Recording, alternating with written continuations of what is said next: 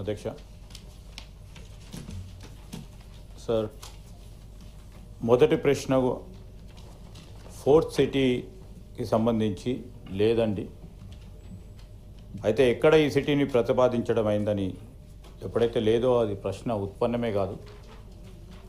C ప్రశ్న కూడా సమాధానం ఈ ప్రశ్న ఉత్పన్నం కాదు. డి ప్రశ్నకు కూడా సమాధానం ఉత్పన్నం కాదు. అదేవిధంగా ఈ ప్రశ్నకు కూడా ఎఫ్జి కూడా. సార్ అధ్యక్ష, ఇది వారు అడిగే అంశం విషయంలో మేము అర్థం చేసుకున్నది ఏంటంటే ఫ్యూచర్ సిటీ గురించి అడుగుతున్నారని అర్థం చేసుకుంటున్నాం. ఫ్యూచర్ సిటీకి సంబంధించి వారి ప్రశ్నకు సంబంధించి ఈరోజు ద కాన్సెప్ట్ ఆ ఫ్యూచర్ సిటీకి సంబంధించిన కాన్సెప్ట్కి సంబంధించిన అంశం అధ్యక్ష, ఇది ర్యాపిడ్ అర్బనైజేషన్ జరుగుతూ ఉంది. రాజీవ్ గాంధీ ఇంటర్నేషనల్ ఎయిర్పోర్ట్ శంషాబాద్కు సంబంధించి వాటి పరిసరాల ప్రాంతంలో దగ్గరలో ఉన్న ఓఆర్ఆర్ దగ్గర నుంచి ప్రాథమికంగా అక్కడ పరిశ్రమల రంగానికి సంబంధించి కానీ ఇతర రంగాలకు సంబంధించి కానీ లేకుంటే అర్బనైజేషన్ పెద్ద ఎత్తున జరుగుతూ ఉన్న సందర్భంలో ఈ గ్రోత్ని ఏ విధంగా సస్టైనబుల్ గ్రోత్ మోడల్గా తీసుకెళ్లాలనే ప్రధానమైన అంశంతో ఒక special area development authority future city development అథారిటీని కాన్స్టిట్యూట్ చేయడం జరిగింది.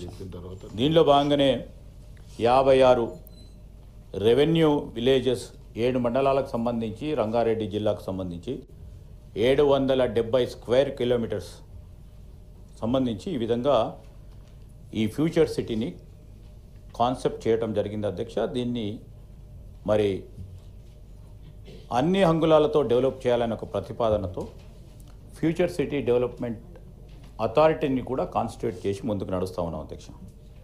దానివల్ల మరి గౌరవ సభ్యులకు తెలియజేసేది ఏంటంటే ఒక సిస్టమాటిక్ ఆర్గనైజ్డ్ గ్రోత్ కావాలని స్పెషల్ డెవలప్మెంట్ అథారిటీ ద్వారా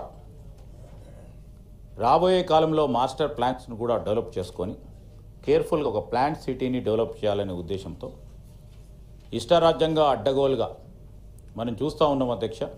గ్రామీణ ప్రాంతంలో ఒక ప్రణాళికబద్ధమైన కార్యాచరణ జనరలీ జరగదు.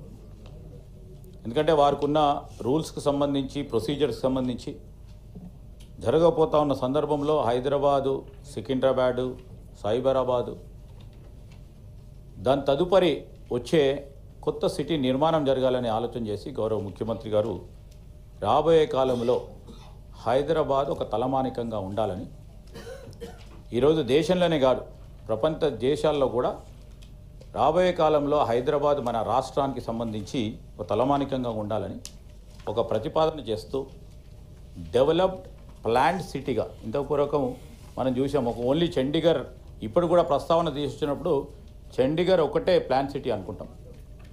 సో మనం ప్లాంట్ సిటీని ఒక డెవలప్ చేయాలి. దాంట్లో మంచినీటి వనరులు కానీ కాలుష్యం లేని వాతావరణం కానీ ఈరోజు ఇన్ఫ్రాస్ట్రక్చర్కు సంబంధించి ఇటు రోడ్లు కానీ అదేవిధంగా పవర్ ట్రాన్స్మిషన్ కానీ రాబోయే కాలంలో ఒక ప్లాంట్ అనే అంశం విషయంలో ముందుకు తీసుకెళ్తా ఉన్నాం. అదేవిధంగా ఆర్థిక వ్యవస్థను కూడా పటిష్టం చేయడానికి ఎకనామిక్ గ్రోత్ తీసుకురావాలని తద్వారా అక్కడ పెద్ద ఎత్తున ఉపాధి కల్పించాలి, జాబ్ క్రియేషన్ చేయాలని ఒక ప్రతిపాదనతో ఆలోచన చేసి ముందుకెళ్తా ఉన్నాం అధ్యక్ష. అక్కడికే ఆగకుండా గవర్నెన్స్ విషయంలో కూడా ఈ స్పెషల్ డెవలప్మెంట్ అథారిటీ ద్వారా ఒక బాడీని కాన్స్టిట్యూట్ చేసి ఎఫిషియెంట్గా సమర్థవంతమైన గవర్నెన్స్ పరిపాలన ఇవ్వాలని స్ట్రీమ్లైనింగ్ చేస్తూ ఒక ప్రక్కన అర్బన్ ప్లానింగ్ కానీ అదేవిధంగా ఇన్ఫ్రాస్ట్రక్చర్కి సంబంధించి స్ట్రీమ్లైన్ చేస్తూ ఆ రీజన్ని డెవలప్ చేయాలనే ఒక ప్రయత్నం సందర్భంలో గౌరవ సభ్యుల దృష్టికి కూడా తీసుకొస్తామని అధ్యక్ష. Thank you. Honourable member. ధన్యవాదాలు అధ్యక్ష.